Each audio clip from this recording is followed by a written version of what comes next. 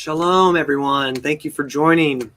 I just about didn't get on here quick enough. I just finished up my Mercy Poured Forth and had to jump right over to Let's Talk Torah. Shell usually does this portion today, but she is under the weather, so we do pray for her. We ask that all of you lift her up and keep her in your thoughts this week so she can get back to her full health. We love all of her content here at Heart of the Tribe.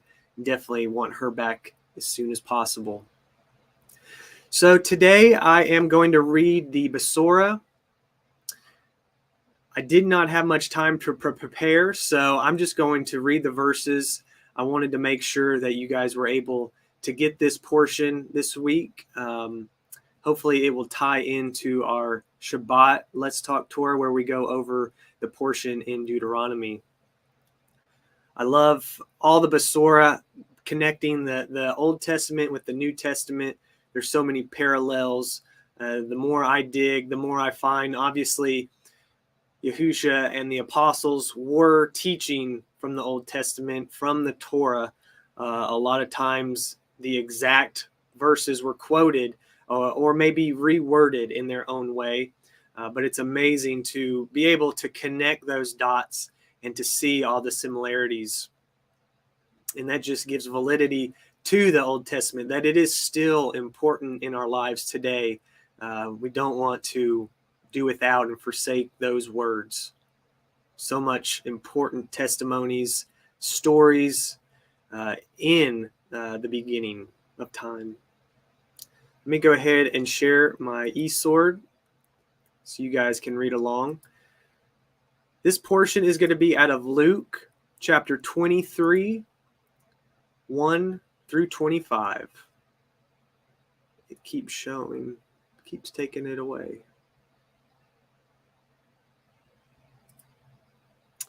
There we go. Alrighty, starting in verse 1. And the whole multitude of them arose and led him unto Pilate.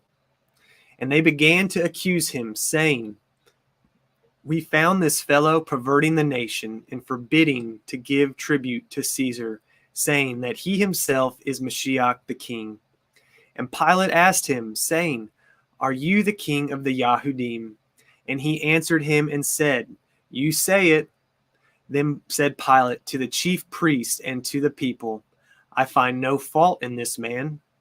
And they were the more fierce, saying, He stirs up the people, teaching throughout all Yehudah, beginning from Galilee to this place. When Pilate heard of Galilee, he asked whether the man were a Galilean. And as soon as he knew that he belonged unto Herod's jurisdiction, he sent him to Herod, who himself also was at Jerusalem at that time. And when Herod saw Yahusha, he was exceedingly glad, for he was desirous to see him of a long season, because he had heard many things of him, and he had hoped to have seen some miracle done by him. Then he questioned with him in many words, but he answered him nothing. And the chief priests and scribes stood and vehemently accused him. And Herod with his men of war set him at naught, and mocked him, and arrayed him in a gorgeous robe, and sent him again to Pilate. And the same day Pilate and Herod were made friends together, for before they were at enmity between themselves. And Pilate, when he had called together the chief priests and the rulers and the people, said unto them, Ye have brought this man unto me, as one that perverts the people, and behold, I have examined him before you, have found no fault in this man, touching those things whereof ye accuse him. No, nor yet Herod, for I sent you to him, and lo, nothing worthy of death is done unto him. I will therefore chastise him and release him, for of necessity he must release one unto them at the feast.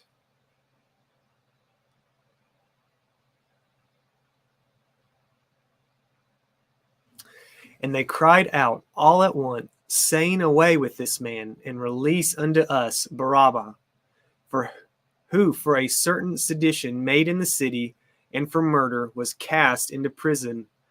Pilate therefore, willing to release Yahusha, spoke again to them, But they cried, saying, Crucify him, crucify him. And he said unto them the third time, Why, what evil has he done? I have found no cause of death in him.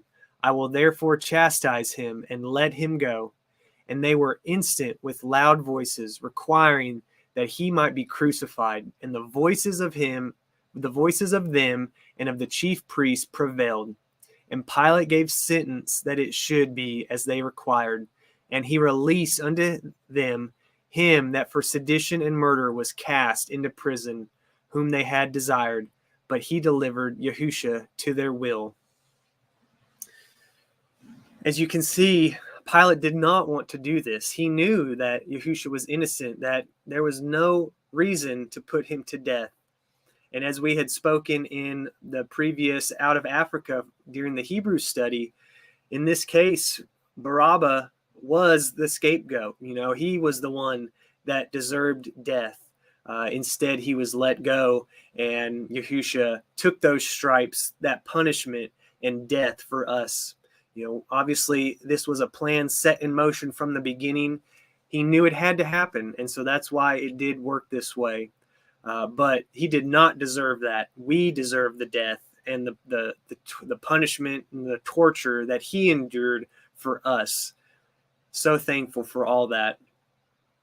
As you can see earlier, they placed a sign above him on the cross that said, King of the Jews, the yahvh. Usually, the sign would have listed all their punishments, possibly their crimes, what they were guilty of.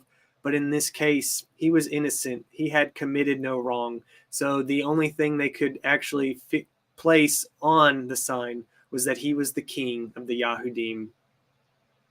So thankful for that sacrifice he made for us. That is all that I've got today. I know it was short and sweet, but such powerful lesson in all this. I love that through the first four Gospels, you do see kind of a different side to the same story in their own perspective. I loved recently, my wife and I had started at the beginning of the New Testament, just reading through it. And so, being able to read those four similar stories, but different perspectives, really was very beneficial and meaningful to see it that way. So I would recommend, if you haven't read those first four Gospels in a while, to read through them, to get a deeper understanding. So many miracles, wonderful teachings from our Messiah himself. Thank you for joining us today. We do at noon, or should I say 1 p.m. Eastern. I'm in Central, so sometimes I get my times a little mixed up. 1 p.m. Eastern, we have Chris McIntyre for Out of Africa, continuing his Hebrews study, part 7. It's been very interesting. Finally into the book of Hebrews, the first few chapters, I think 1 through 3 is what we discussed, and on to the next, probably up through 6 or so, taking a couple chapters at a time. So please join us for that. And then this evening at 7 p.m. Eastern, Robert Wagner continues his life story on Saved by Grace. It's been an amazing, eye-opening story, really getting to the bottom of what he's experienced in life, getting to know him better. He has some wonderful stories and a testimony that some of us can't relate to, and then others can. So please, if you've experienced that hardship in your life, please join in, tune into that program, and I hope that you can find some healing through his testimony and how he overcame his difficulties in life. So thank you, everyone in the chat, for joining. We will see you soon. Hope you have a blessed week, and shalom to all of you.